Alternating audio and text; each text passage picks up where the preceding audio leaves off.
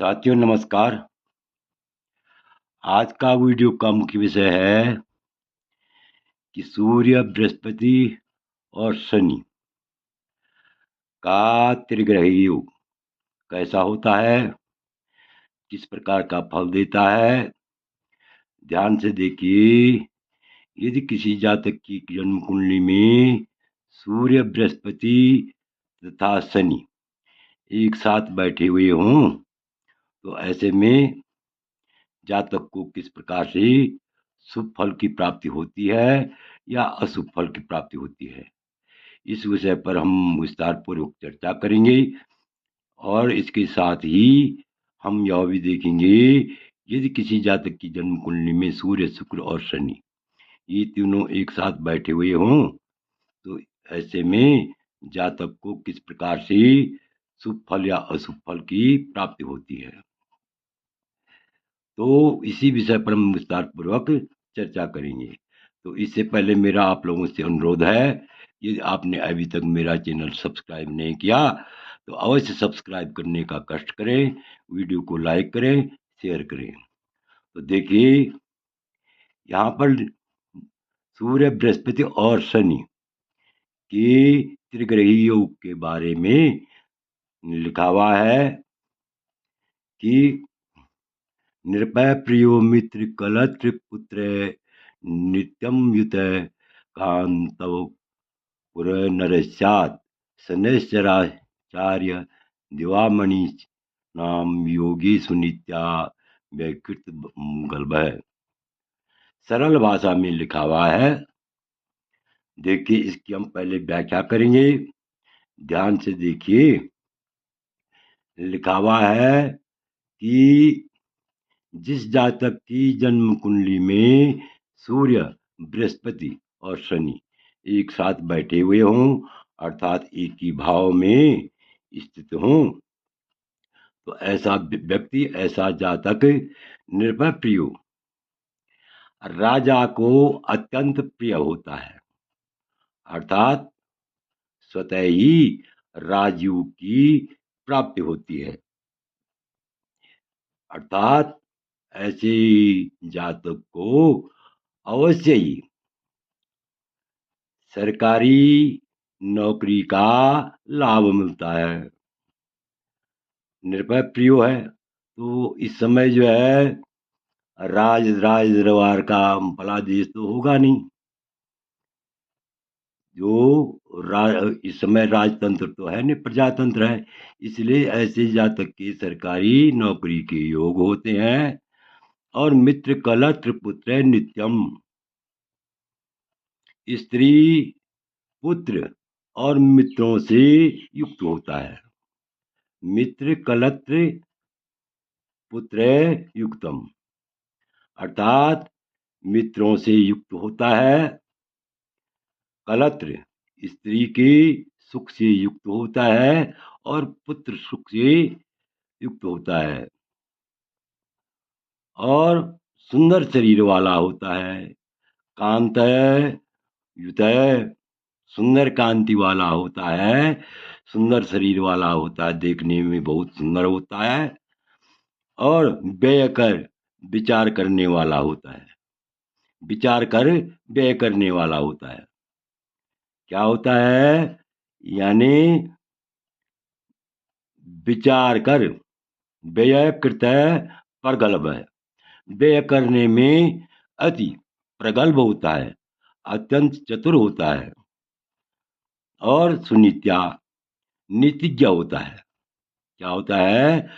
सुंदर नीति के मार्ग पर चलने वाला होता है, सुंदर नीति के मार्ग का अनुसरण करने वाला होता है। अब आप समझ गए होंगे कि जिस जातक की जन्म कुंडली में सूर्य, बृहस्पति और शनि एक साथ बैठे हुए हों ऐसा जातक अत्यंत भाग्यवान होता है, राजा का प्रिय होता है। अर्थात राजपक्ष से उसको लाभ की प्राप्ति होती है और स्त्री, पुत्र, मित्रों से युक्त होता है। यानी स्त्री, पुत्र, मित्र आदि के सुख से युक्त होता है और देखने में अति सुंदर शरीर वाला होता है और विचार कर व्यय करने वाला होता है, अर्थात सोच विचार करके ही खर्च करता है, अनावश्यक खर्च नहीं करता है और अत्यंत नीतिज्ञ होता है। तो इस प्रकार से हम कह सकते हैं कि जिस जातक की जन्म कुंडली में सूर्य बृहस्पति शनि एक साथ बैठे हुए हों, ऐसा जातक अत्यंत भाग्यशाली होता है। अब देखिए, सूर्य, शुक्र और शनि यदि ये किसी जातक की कुंडली में बैठे हुए हों तो ऐसे जातक को किस प्रकार के फलादेश की प्राप्ति होती है।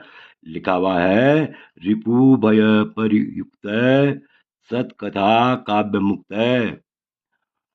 कुचरित रुचि रेवा अत्यंत कंडूय नाते निज जन धनहीनो मानव सर्वदा स्यात् कवि रवि रविजानाम संयुतेश्च प्रसूते। तो ध्यान से देखिए, यहाँ पर लिखा हुआ है कि जिस जातक की जन्म कुंडली में सूर्य, शुक्र और शनि एक साथ बैठे हुए हों, अर्थात एक ही भाव में स्थित हों, तो ऐसा जातक को अत्यंत शुभ फल की प्राप्ति नहीं मिलती है, बहुत परिश्रम से सफलता प्राप्त होती है। लिखा हुआ है, रिपु भय।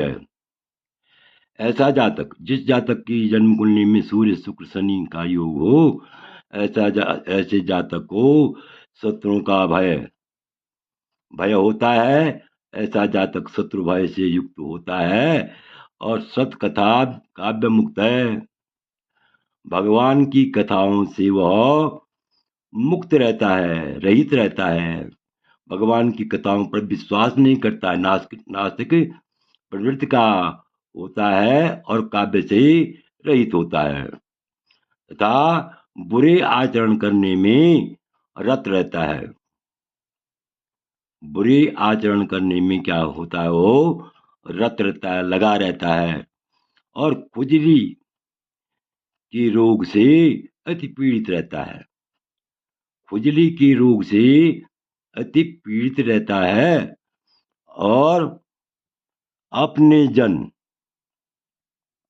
और धन से हीन होता है। अपने लोगों से उसको सुख की प्राप्ति नहीं होती है और धनहीन भी होता है। तो भावार्थ से और भी स्पष्ट हो जाएगा, जिस जातक की जन्म कुंडली में सूर्य, शुक्र और शनि ये तीनों एक साथ स्थित हों, एक ही भाव में बैठे हुए हों, तो ऐसा जातक शत्रुओं के भय से युक्त होता है, भगवान की कथा और काव्य से रहित होता है, बुरे आचरण में निरत और खुजली से अति पीड़ित रहता है और अपने जन और धन से हीन होता है, अर्थात अत्यंत धनहीन भी होता है।